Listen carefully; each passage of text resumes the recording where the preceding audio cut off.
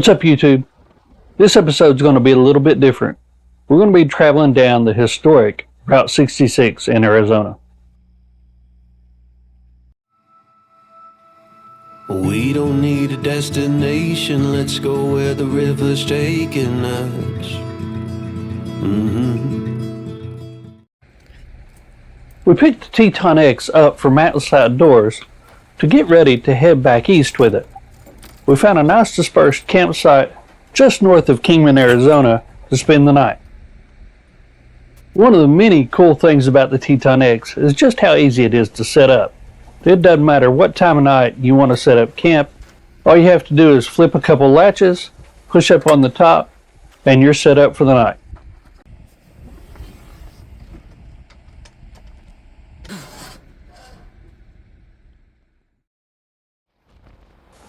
The next morning, we were up early and heading east.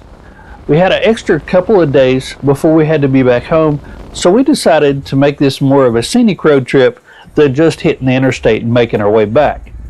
We've always wanted to explore the historic Route 66, so that's what we did, starting in Kingman, Arizona, and making our way east. But as you know, before any big long road trip, you have to find somewhere to eat. And this was one of the things that we also wanted to do, was pick out some of the original diners and things like that along 66 to eat at.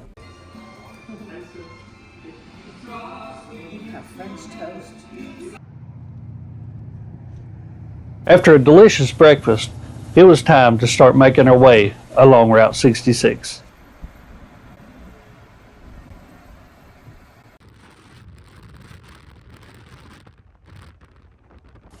We left Kingman along a desert highway with cool wind in our hair, and our next stop was going to be Seligman. This is the birthplace of Route 66 and also home of the Roadkill Cafe.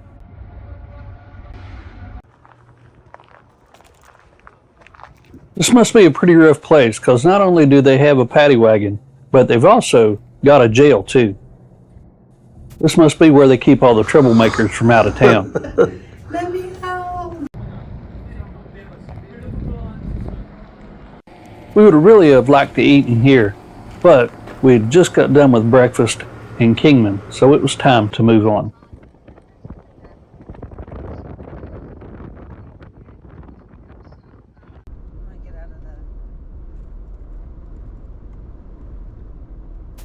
Our next stop was in Williams. This northern Arizona town not only claims to be the gateway to the Grand Canyon, but was also the last town to be bypassed by Interstate 40. While there are several different restaurants in and around Williams, we picked Cruiser's Route 66 to have some lunch.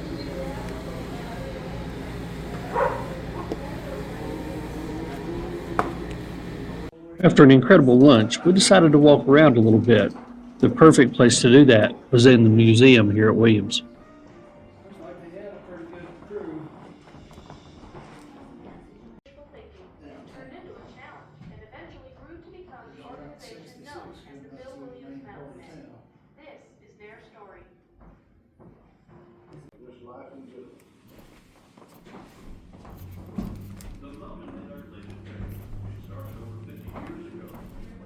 Stretching over 800 miles across the entire length of the state, from the U.S.-Mexico border to Utah.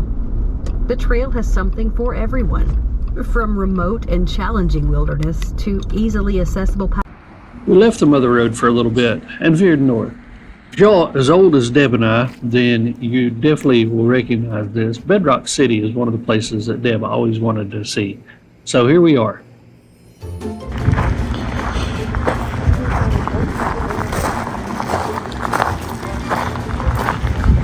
Deb's going to feed the Gotosaurus. Look at him.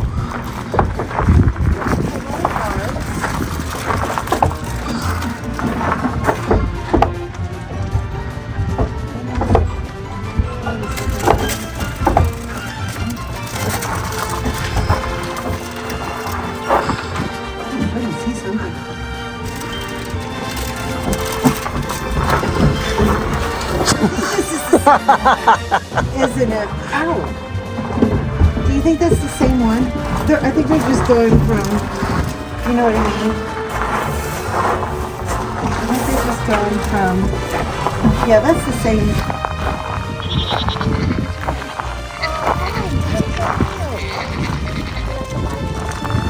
Oh, that was not nice.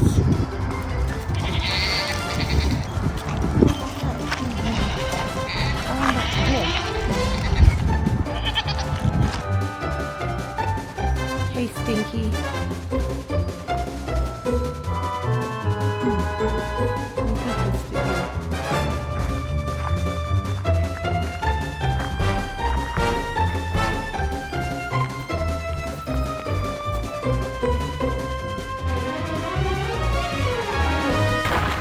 It's the original termiter right there. Mm-hmm.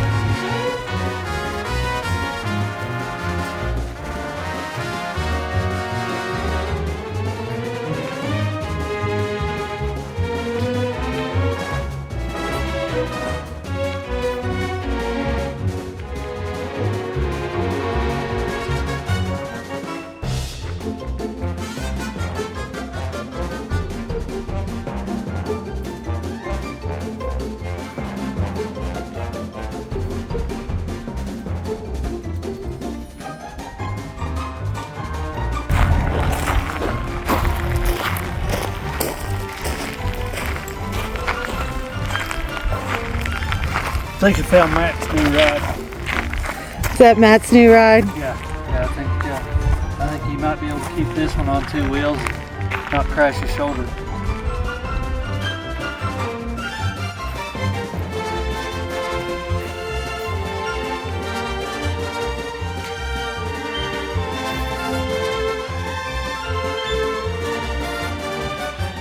I think this was the brand radio that Deb started using when she started dispatching. Well, I can tell you the sales back in the day were not very comfortable. To be honest with you, I don't really know what they are now. I wouldn't want to spend any time on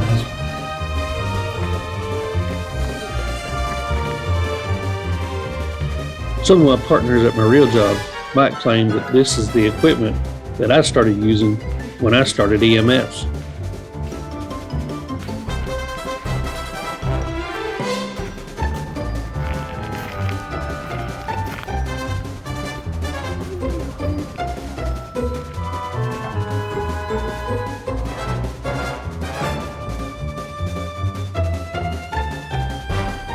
No.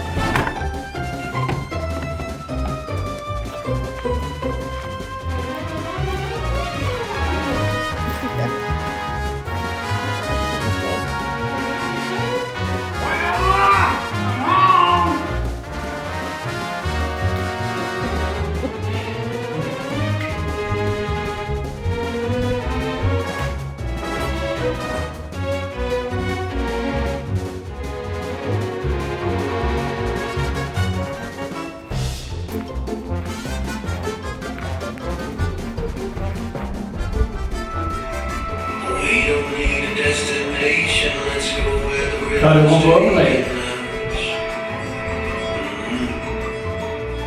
You know, an episode or so back, we had looked at the Lexus GX 550, and I think we may have found a new ride here. But the really cool thing about what I found is I found the original Atlas Outdoors. This is the predecessor to the TetonX. This is the Bedrock X. You know, there's all kinds of quirky different places along Route 66, but this was not on 66. This was right across from Bedrock City going to the Grand Canyon. There's all kinds of incredible metal art here.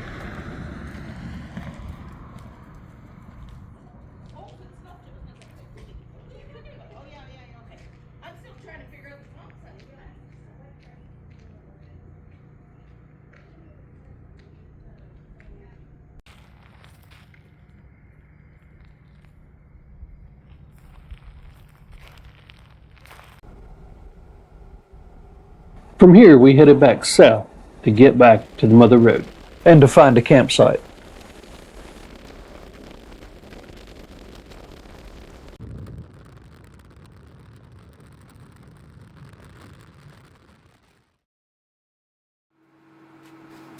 The next morning, we woke up to pretty chilly temperatures.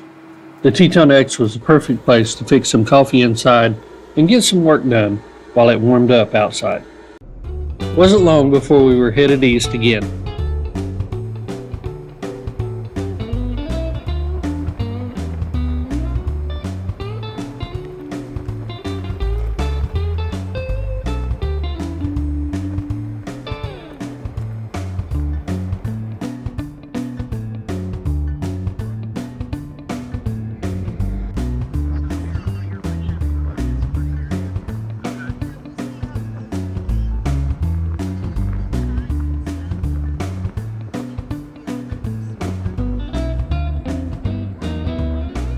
We've already seen the biggest ditch in Arizona, which is the Grand Canyon.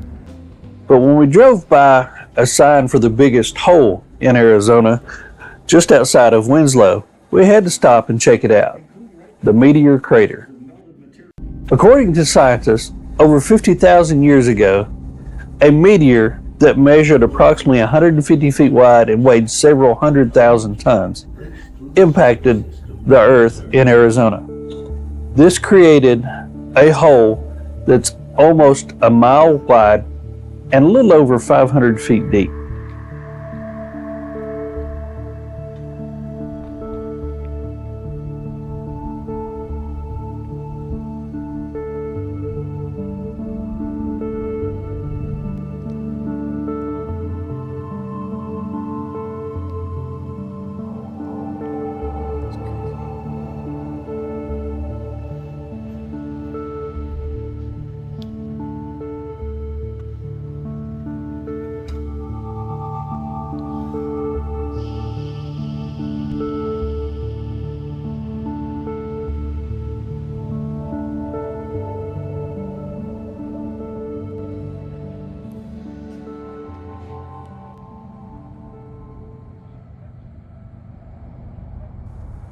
After coming back to Earth and finding ourselves still on Route 66, we were pretty hungry for lunch, so we decided to stop at the Falcon restaurant.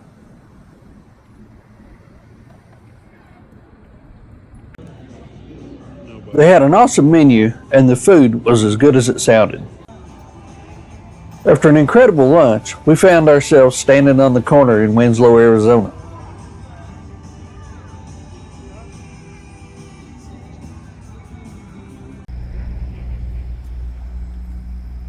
We found ourselves experiencing so much history this morning, everything from 50,000 years ago to 50 years ago, and now we were stepping back about 500 years ago at the Mojave State Park and Archaeological Site.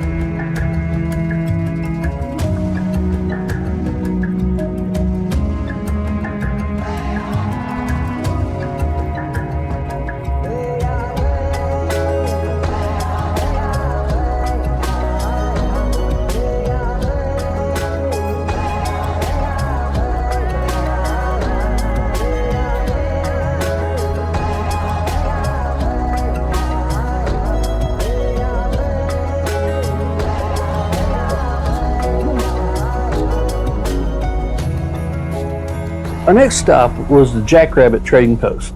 The building was originally built in 1930, but around 1949 became the Jackrabbit. It's been a piece of Americana history and traveling Route 66 for that many years, and even had a film debut in the movie Cars.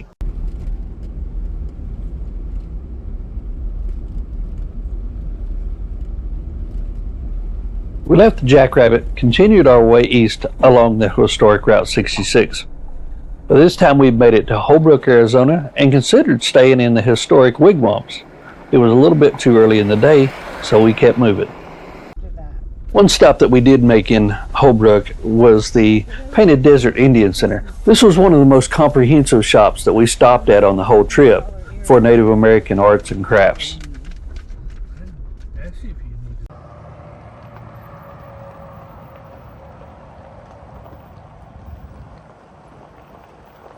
After leaving this very cool shop, we were both getting hungry for dinner, so it was time for some more Route 66 Americana food.